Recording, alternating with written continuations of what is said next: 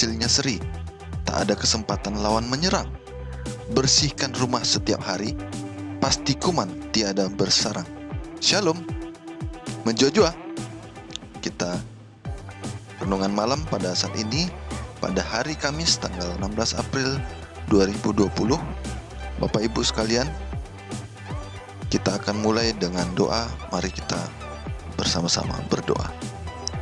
Terima kasih Tuhan untuk kasih karunia-Mu dalam aktivitas kami hari ini. Banyak hal yang menarik, yang sulit, yang memberikan pemahaman baru, yang memberikan tantangan dalam hidup kami. Biarlah Tuhan, kami mensyukuri semuanya dan tetap memuliakan Engkau. Biarlah pelajaran yang akan kami pelajari dalam renungan malam ini Tuhan, membawa kami lebih dekat padamu, mengerti kehendak-Mu dalam hidup kami dan melakukannya. Dalam nama Yesus, Tuhan dan penebus kami berdoa dan mengucap syukur selalu. Amin. Saudaraku yang dikasihi Yesus, kita akan memulai renungan malam kita dengan membaca ayat-ayat Alkitab yang nantinya akan kita bahas dalam renungan malam kita, di mana judul renungan malam kita adalah Para Rasul dan Alkitab. Kita mulai pembacaan ayat Alkitab kita dari Kisah Para Rasul 4 ayat 24 sampai 26. Firman Tuhan, ketika teman-teman mereka mendengar hal itu, berserulah mereka bersama-sama kepada Allah, katanya, "Ya Tuhan, Engkaulah yang menjadikan langit dan bumi, laut dan segala isinya.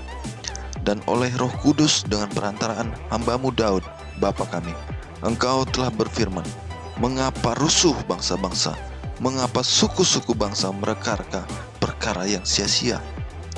Raja-raja dunia bersiap-siap dan para pembesar berkumpul untuk melawan Tuhan dan yang diurapinya." Kisah Para Rasul 13 ayat 32 sampai 36. Dan kami sekarang memberitakan kabar kesukaan kepada kamu, yaitu bahwa janji yang diberikan kepada nenek moyang kita telah digenapi Allah kepada kita keturunan mereka dengan membangkitkan Yesus seperti yang ada tertulis dalam Mazmur kedua. Anakku engkau, aku telah memperanakkan engkau pada hari ini. Allah telah membangkitkan dia dari antara orang mati, dan ia tidak akan diserahkan kembali kepada kebinasaan. Hal itu dinyatakan oleh Tuhan dalam firman ini. Aku akan menggenapi kepadamu janji-janji yang kudus yang dapat dipercayai yang telah kuberikan kepada Daud. Sebab itu ia mengatakan dalam Mazmur yang lain, engkau tidak akan membiarkan orang kudusmu melihat kebinasaan. Sebab Daud melakukan kehendak Allah pada zamannya, lalu ia mangkat dan dibaringkan di samping nenek moyangnya, dan ia memang diserahkan kepada kebinasaan. Berikutnya Roma 9 ayat 17. Sebab kitab suci berkata kepada Firaun, itulah sebabnya aku membangkitkan engkau, yaitu supaya aku memperlihatkan kuasaku di dalam engkau, dan supaya namaku dimasyhurkan di seluruh bumi. Galatia 3 ayat 8. Dan kitab suci yang sebelumnya mengetahui bahwa Allah membenarkan orang-orang bukan Yahudi oleh karena iman, telah terlebih dahulu memberitakan Injil kepada Abraham, olehmu segala bangsa akan diberkati. Matius 2 ayat 5. Mereka berkata kepadanya, di Betlehem di tanah Yudea, karena demikianlah ada tertulis dalam kitab Nabi. Markus 1 ayat 2. Seperti ada tertulis dalam kitab Nabi Yesaya, lihatlah, aku menyuruh utusanku mendahului engkau, ia akan mempersiapkan jalan bagimu. Berikutnya Markus 7 ayat 6. Jawabnya kepada mereka, benarlah nubuat Yesaya tentang kamu, hai orang-orang munafik, sebab ada tertulis, bangsa ini memuliakan aku dengan bibirnya, padahal hatinya jauh daripadaku. Lukas 2 ayat 23. Seperti ada tertulis dalam hukum Tuhan, semua anak laki-laki sulung harus dikuduskan bagi Allah. Lukas 3 ayat 4. Seperti ada tertulis dalam kitab nubuat-nubuat Yesaya, ada suara yang berseru-seru di padang gurun, persiapkanlah jalan untuk Tuhan, luruskanlah jalan baginya. Roma 3 ayat 4. Sekali-kali tidak, sebaliknya Allah adalah benar dan semua manusia pembohong, seperti ada tertulis, supaya engkau ternyata benar dalam segala firman-Mu dan menang jika engkau dihakimi. Roma 8 ayat 36. Seperti ada tertulis, oleh karena engkau kami ada dalam bahaya maut sepanjang hari. Kami telah dianggap sebagai domba-domba sembelihan. Ayat berikutnya Roma 9 ayat 33. Seperti ada tertulis, sesungguhnya aku meletakkan di Sion sebuah batu sentuhan dan sebuah batu sandungan, dan siapa yang percaya kepadanya tidak akan dipermalukan. 1 Korintus 1 ayat 19. Karena ada tertulis, aku akan membinasakan hikmat orang-orang berhikmat dan kearifan orang-orang bijak akan kulenyapkan. Galatia 4 ayat 27. Karena ada tertulis, bersukacitalah hai si mandul yang tidak pernah melahirkan, bergembiralah dan bersorak-sorailah hai engkau yang tidak pernah menderita sakit bersalin, sebab yang ditinggalkan suaminya akan mempunyai lebih banyak anak daripada yang bersuami. Ayat terakhir 1 Petrus 1 ayat 16. Sebab ada tertulis, kuduslah kamu sebab aku kudus. Demikian firman Tuhan bagi kita. Kita akan masuk pada pembahasan renungan malam kita, para rasul dan Alkitab. Kita mulai pembahasannya. Saudaraku, para penulis Perjanjian Baru memperlakukan Alkitab dengan cara yang sama seperti yang dilakukan Yesus. Dalam hal doktrin, etika, dan penggenapan kenabian, Perjanjian Lama bagi mereka adalah firman Allah yang berwibawa. Kita tidak menemukan apapun dimanapun dalam apa yang dikatakan atau dilakukan mereka yang menentang kewibawaan ataupun keaslian tiap-tiap bagian Alkitab.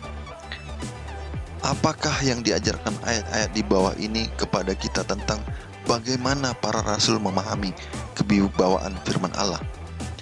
Dalam Kisah Para Rasul 4 ayat 24-26 dinyatakan Tuhan yang menciptakan dunia. Kisah Para Rasul 13 ayat 32-36, Yesus digambarkan dan disampaikan adalah sebagai juru selamat manusia. Roma 9 ayat 17 tentang bagaimana Firaun keras kepala karena apa? Supaya kuasa Allah dinyatakan kepada dunia.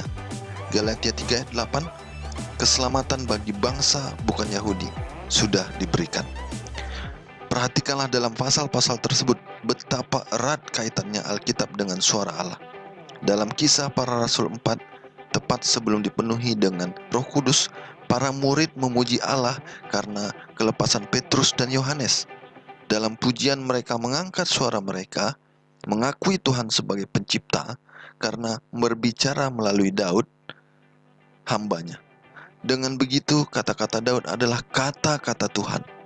Dalam Kisah Para Rasul 13 ayat 32-36, Daud dikutip lagi oleh Paulus, tetapi kata-katanya dikaitkan dengan Allah. Karena ayat 32 mengatakan apa yang Allah janjikan kepada nenek moyang kita.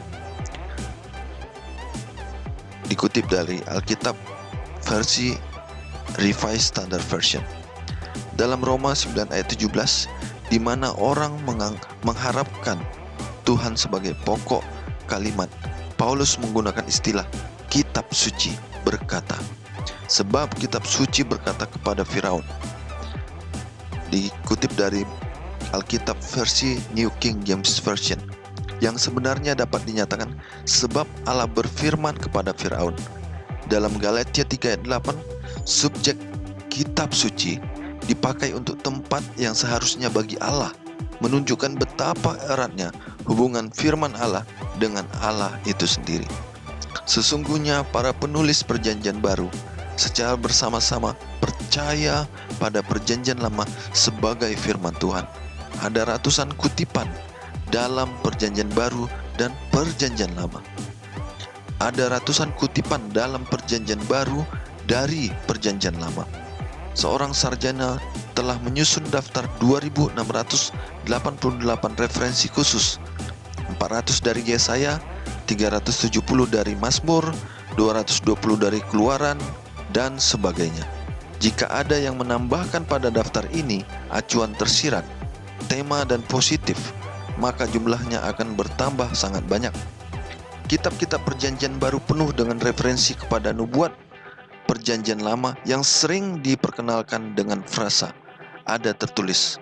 Matius 2 ayat 5, Markus 1 ayat 2, 7 ayat 6, Lukas 2 ayat 23, 3 ayat 4, Roma 3 ayat 4, 8 ayat 36, 9 ayat 33, 1 Korintus 1 ayat 19, Galatia 4 ayat 27, 1 Petrus 1 ayat 16 merupakan ayat-ayat menggambarkan bagaimana Perjanjian Baru penuh dengan referensi kepada nubuatan Perjanjian Lama. Semua ini menegaskan bahwa Alkitab Perjanjian Lama adalah fondasi yang menjadi landasan ajaran Yesus dan para rasul.